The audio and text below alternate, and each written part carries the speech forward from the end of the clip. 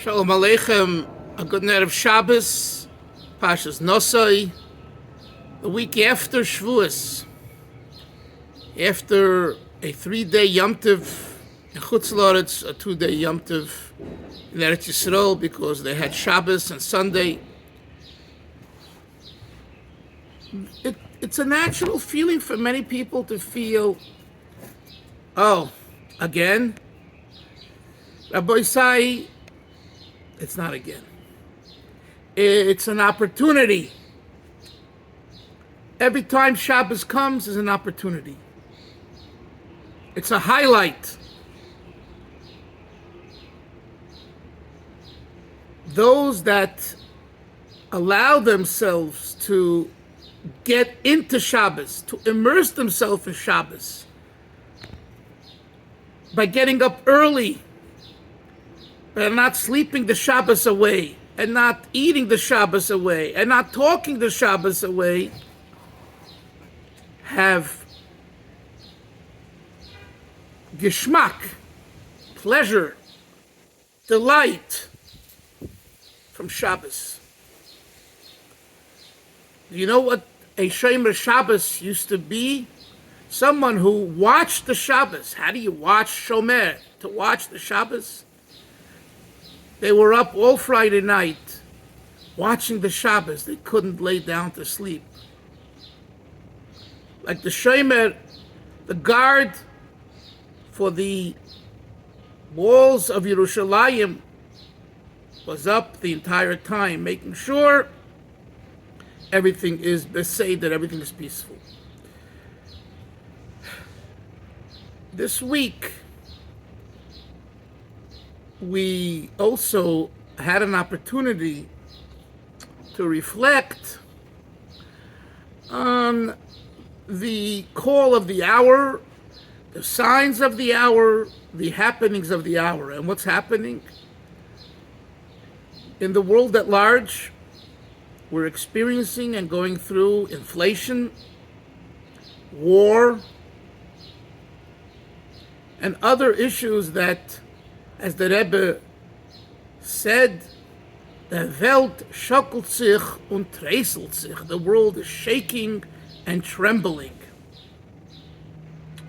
But we, as Yidden, know that ein lanu lehishoen, we have no one else to rely on except on HaKadosh Baruch Hu, on God Almighty. This has been time-tested. In marketing, we look for a product that's time-tested, that withstands all kinds of ups and downs. Torah, the Torah Kedosha, the Holy Torah, is time-tested. So, when a week like this comes, and we just received the Torah Har Sinai, the story is that the Frierdiker Rebbe was asked to do something by his secretary, and the Frierdiker Rebbe said to him, I still have not come down. I'm still on the mountain. Ich bin noch auf der Berg. Berg is a mountain. That's the question. Even if you landed, where is your essence? Where is the real you? In the landing part or the Berg, the mountain? We know that the purpose why Hashem created us is to be on earth, to bring the mountain into the earth and make of the earth and earthliness mountain-like, God-like, heaven-like. But there is a time to take some reflection, to rethink our values. And now that Shavuos is past, we have 4 months, Sivan, Tammuz, Av, and Elul, June, July, August, September, to prepare for the next set of Yom Tovim, the High Holy Days, Rosh Hashanah, Yom Kippur, Sukkot, Simchas Torah, the month of Tishrei. which the Medrash says is Ruba B'Muados, it's an abundant amount of holidays. These 4 months, beginning with the summer months, which Chassidus says is the Taikif Hashemish, the strength of the sun. It's very hot all over. The sun represents Kishemesh Umogin Hashem Elokim, God, where God's light shines in the world. And it warms the world. So it warms us up. I share these things as part of our weekly history program. And you might be wondering, what's the connection to history? It sounds like a Musar speech or a Hasidic speech, a Torah word, a Torah speech, Torah's ideas.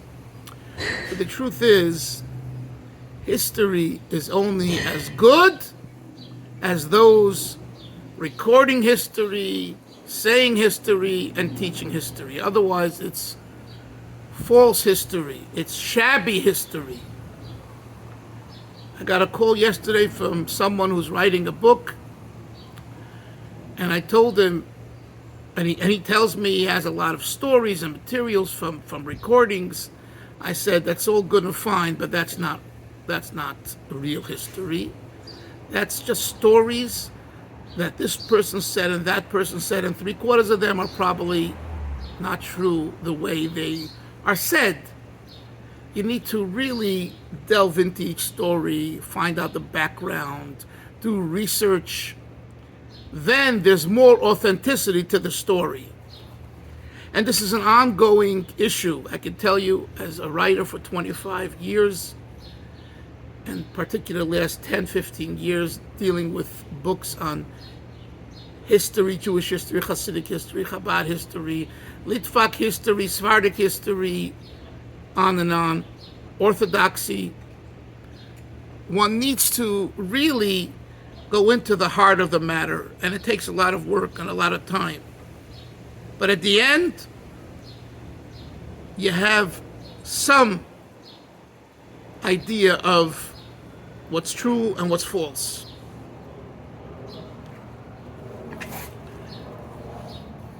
Let us take this opportunity, this Shabbos, Parshas Nosei. The Rebbe in 1976, I was there, verbringt from 1:30 till 7 in the afternoon. And the reason was because a great Talmud Chacham known as Dayan Michael Fisher from the London Besdin, I believe, who was raised in the Lithuanian yeshivas and was a Litvish, Litvak. He came. I remember he sat behind the Rebbe. He had Yechidus with the Rebbe the Thursday night after Shavuos. And they had a very heated discussion about Ki'ule Kalim, the idea of how you kosher vessels. And they had a disagreement, and he came out of Yechidus sweating, but amazed with the Rebbe's knowledge. Shabbos, the Rebbe continued the discussion that he had with him in Yechidus, and the Rebbe also shared for close to an hour. And I recall asking myself, while standing at the Farbrengen near the Rebbe, behind the Rebbe, Rebbe, you've explained to us many times how we should dissect and learn a Rashi. Why are you repeating yourself? He went through the basics of how to go about studying a Rashi, and that Rashi's fundamental teaching is Anile Bosriel Ben Chomish Lemikra. I came to address a question that even a 5-year-old would ask. And the Rebbe elaborated on that. Everything else is secondary to that principle. And he shared other basic fundamental teachings of how to learn a Rashi. Later, I realized he was saying that for the Goin, for the genius of Torah sitting behind him, who came from a different world and didn't have that approach to Rashi. And the Rebbe took the time to explain it to him. And it was a very long farbrengen. It was going on and on and on and on. There are times when we need to elaborate. You know, we're living in this quick-paced world with all the gadgets at our fingertips. Shabbos, Baruch Hashem, there's no phones and no computers and no TikToks and no TikShmaks and no all the little social media issues and programs. Shabbos! Take the time this Shabbos to reflect on the message of Shavuos, of Torah, to find a way of living this way for the next 4 months, to implement a course of action throughout the summer, and of an Elul and preparation for the Yom HaNoraim. And then this weekend, this Shabbos Kodesh, Chas v'Shalom to call it just a weekend. It's not an end, it's a beginning. It's Shabbos. This Shabbos will be so special to you. You'll have Simcha and Baracha and Geula, and will be Zeicha to be as Mashiach Tzidkeinu B'Karev Mamish.